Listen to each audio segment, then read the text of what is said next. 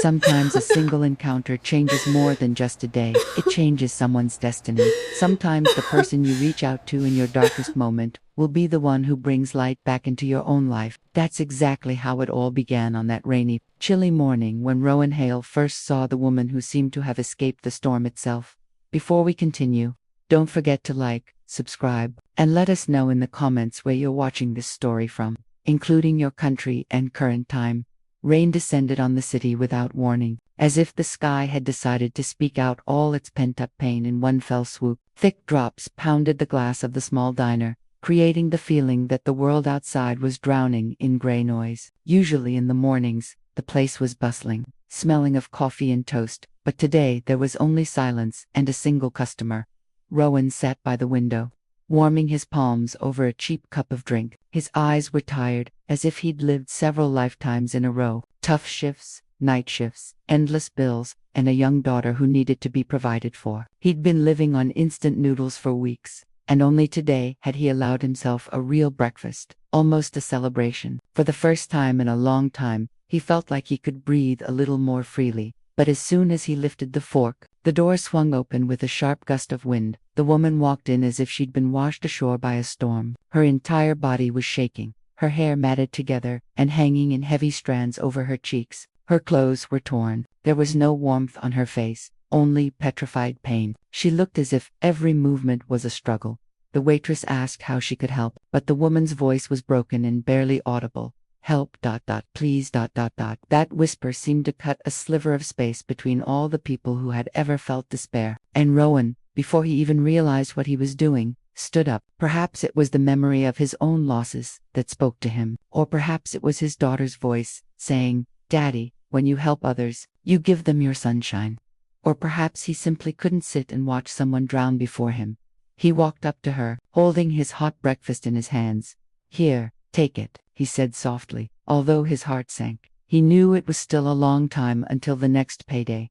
The woman looked at the food almost fearfully, as if she didn't believe she had the right to touch it. Her fingers trembled as she picked up the plate, and then, as if she hadn't eaten in weeks, she began eating quickly, unevenly, greedily, and tears streamed down her face, mixing with the raindrops. Rowan sat across from her. He didn't touch the food, didn't make a single movement, simply watched and made sure she was breathing evenly, that she wasn't getting worse. Her eyes reflected fear, deep and silent, the kind that's hard to put into words. And in that moment, he realized she wasn't just hungry, she was broken by something much bigger.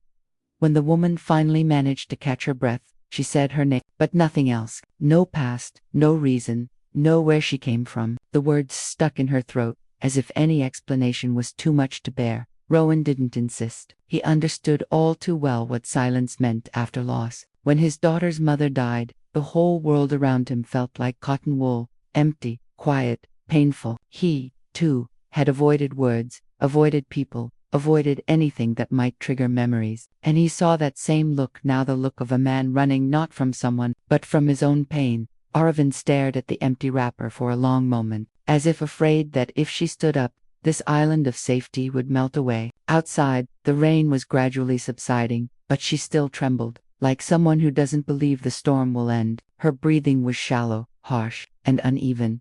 Rowan called the school to say he would pick up his daughter later. He took off his jacket, the only one he had for the cold weather. When he tried to drape it over Aravind's shoulders, she pulled away in fear, as if any touch might burn or destroy the delicate balance she occupied. But Rowan simply continued quietly and wrapped her up. She looked at him, her eyes wide and full of wonder. In her world, it seemed, no one had acted selflessly for a long time. Almost an hour passed. They sat in silence, and gradually Aravind's breathing evened out. She stopped clinging to the edges of the table. Her hands relaxed a little, but the fear didn't go away completely. It lived deep, hidden where words couldn't reach. She confessed that she had no money, no phone, no belongings, only a small camera, which she held as if it contained the last piece of her world. There were countless questions, but Rowan didn't ask a single one. He understood that any direct question could hurt more than the storm outside. He offered to take her to a safe place. Aravind instantly withdrew. Her body tensed, her gaze became almost panicked. She shook her head, as if that option was even worse than being left out in the rain. Rowan gave her his last coins, just a couple of dollars. It would have been enough for tea or another sandwich later, but he'd deprived himself of that, meaning he thought she needed it more. As Erevan stood, Rowan felt a strange, oppressive premonition, as if, by letting her go, he was watching the man step back into the very darkness from which he had just barely escaped. She stopped at the door and turned. Their gazes met, hers glittered with something impossible to describe. Pain, gratitude, fear, all of them, and she left, dissolving into the brightening sky. Rowan never saw her again, not that day, not the next, not the week after, but the consequences of this meeting have already begun to unfold. 3 weeks passed. One morning seemed perfectly ordinary until Rowan found an envelope in his mailbox that was completely out of place in his life. Thick paper, embossed letters, high-flown legalese. He held the letter as if it might burn him. Lawyers don't write to people like him. If they do, it's for bad reasons. He opened the envelope, his hands visibly shaking. Inside was a short but terribly formal invitation to appear at a downtown law firm. The name was listed, Miss Erevan. He reread the letter a dozen times. The name struck him in the chest, as if reminding him of something long repressed.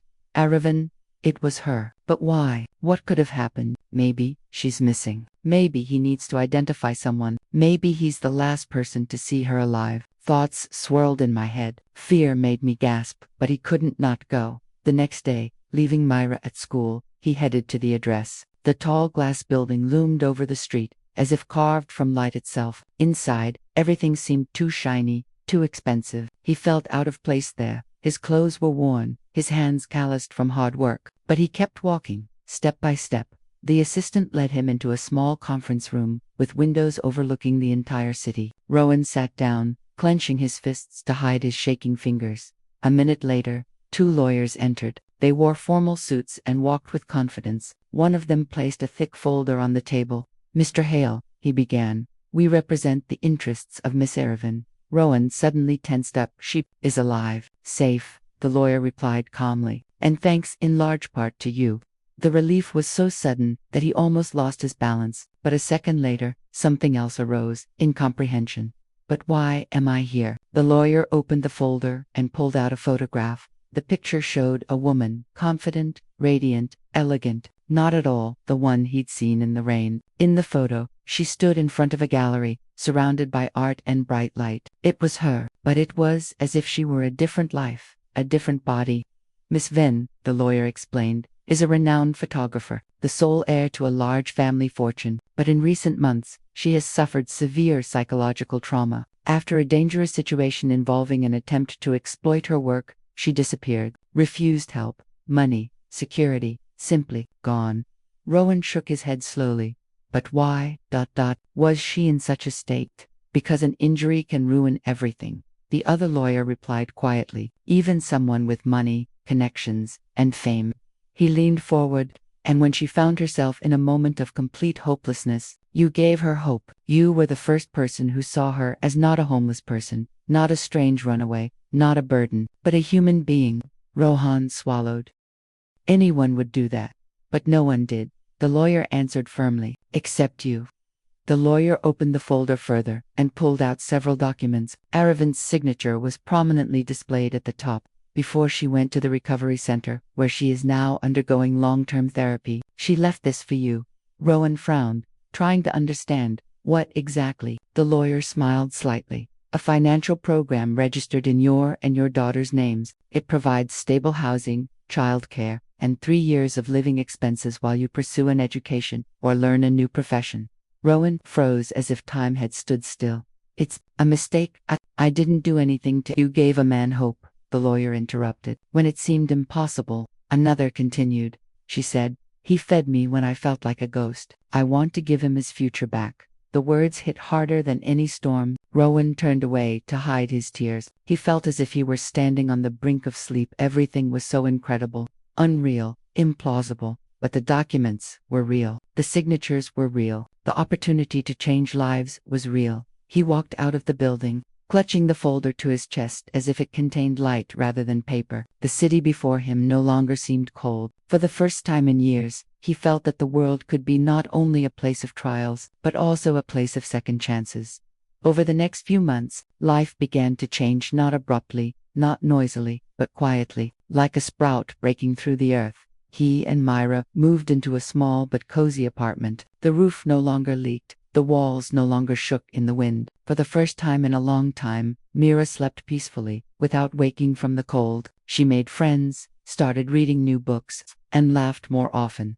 Rohan was finally able to do what he'd dreamed of as a teenager: enroll in a mechanical design program. He'd been putting it off his entire life until it seemed impossible. Now he sat at his desk, drawing lines, studying diagrams, and every time he opened his textbook, he remembered the woman with eyes filled with both pain and light. Sometimes he'd go into that same diner, sit at a table by the window, and stare at the door. He didn't know if she'd ever return, but he believed that wherever she was learning to breathe more freely, learning to reclaim her life. He didn't expect retribution. It was enough for him that his small, almost random act of kindness had saved someone. He realized that the world rests on moments like these, on people who give what they can, on those who notice someone else's shadow and extend a hand. Sometimes, he'd pick up his folder of documents and flip through the pages, not because of the money, that was just a consequence, but because of the meaning, because his daughter could now live a better life, because goodness, even small, leaves a mark. And every evening he repeated one phrase to Mir: remember, ... when we help others, we create light that will definitely return one day. Myra smiled and answered, "How is your sunshine?" He pulled her closer. "Yes, like my sunshine." The story of their meeting became the boundary between surviving and living. And though he didn't know if he'd see Aravind again, he knew something else. He'd once helped the man escape from darkness, and she'd helped him escape his own. And this was the quietest, but most important meaning.